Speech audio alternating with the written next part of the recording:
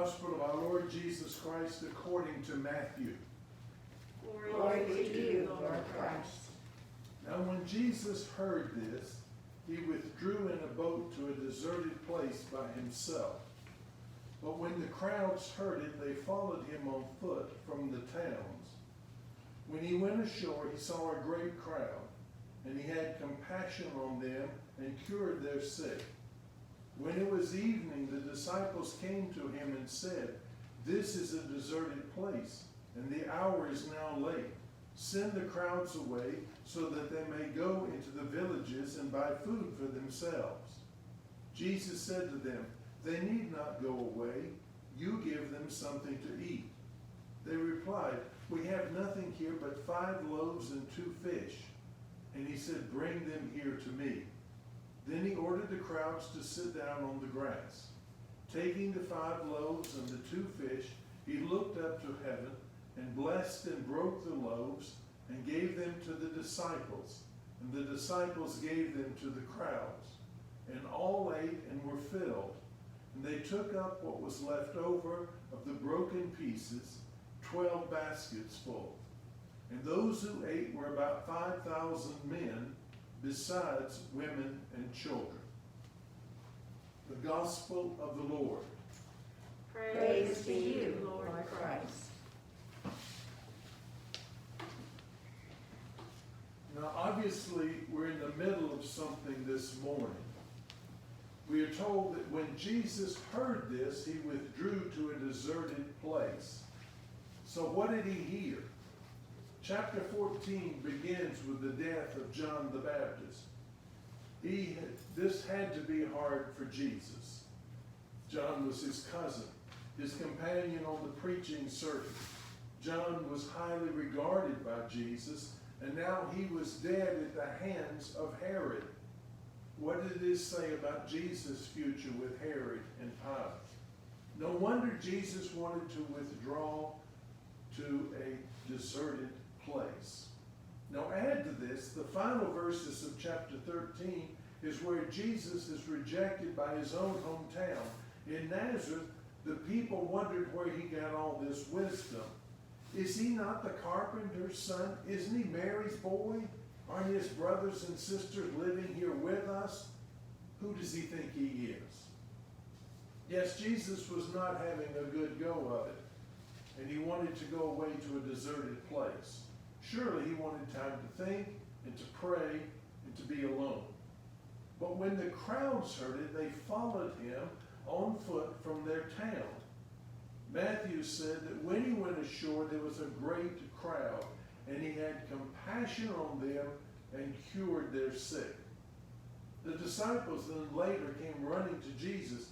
"We must send them away. This is a deserted place. We must tell them to go into the towns and buy food for themselves." Jesus said, "They don't need to go away. Feed them something." Well, they said, "Jesus, all we have is 5 loaves and 2 fish." Jesus said calmly, "Bring them to me." Jesus took the 5 loaves and the 2 fish. He looked up to heaven, blessed and broke the loaves, and gave them to the disciples. Everyone ate, and there were 12 baskets full of leftovers. Matthew adds, "And those who were there were about 5,000 men, besides women and children." I guess back then the ushers only counted men. And then they said, well, and we had a few other women and children. But what Jesus offered was enough. I think we come into this world with a sense of scarcity.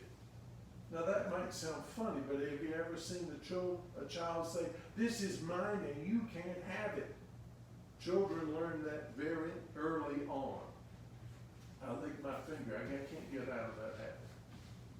Now I've heard that for one of my dogs who gobbles down her food immediately when you put it in front of her, that's millions of years of experience in dog lives, because in the wild, food was a rarity.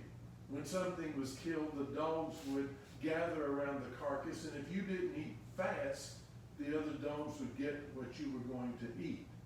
So millions of years later, my little lab gobbles down her food like this will be the last she'll ever see, when she has had plenty to eat and always is never hungry.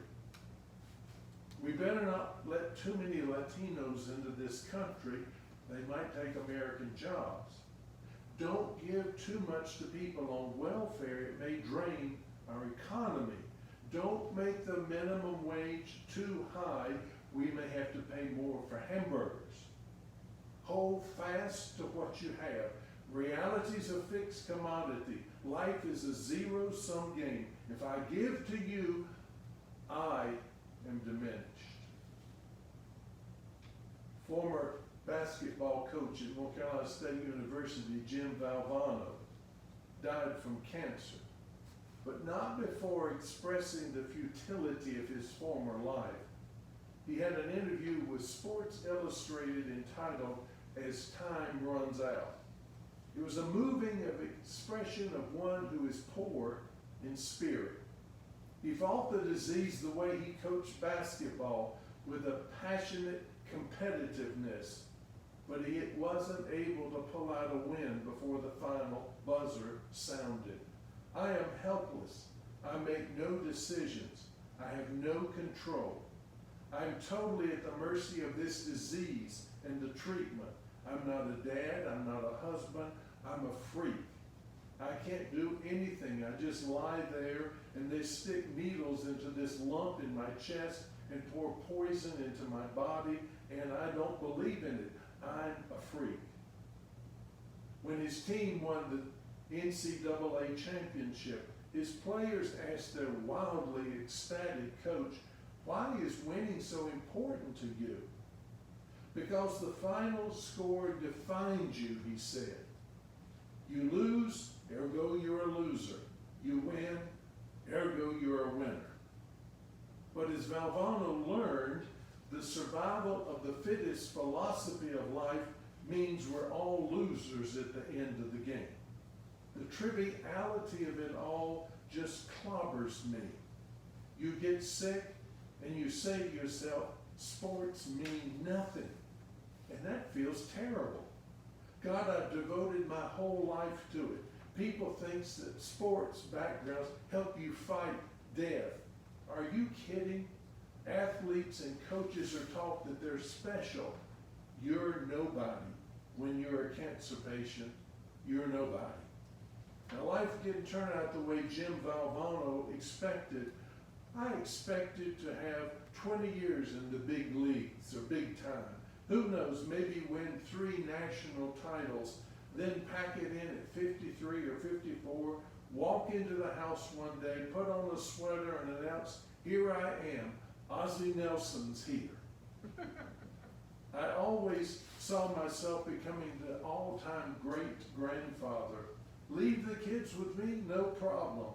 I was going to make it up to them all the time I'd been away. God, it sounds so silly now, but I didn't feel guilty about it then. My thinking was I would make life so exciting that my wife and kids would be thrilled just to be a part of it. But it went on and on, that insatiable desire to conquer the world. I was an arrogant son of a bitch. When we learn to trust Jesus, we learn some effusive, expansive, and gracious lessons. When will we stop guarding, hoarding, keeping, and clutching, and show an open-handed gesture of generosity? We come into this world with a sense of scarcity, holding tight to what we have. But by the grace of God, we can learn another way. We can see all that we have and all that we are is but a gift of an incredibly generous God, who asks of us only that we respect and respond to our brothers and sisters in the same generous spirit. Amen. Amen. Kathy will share another piece of music with us.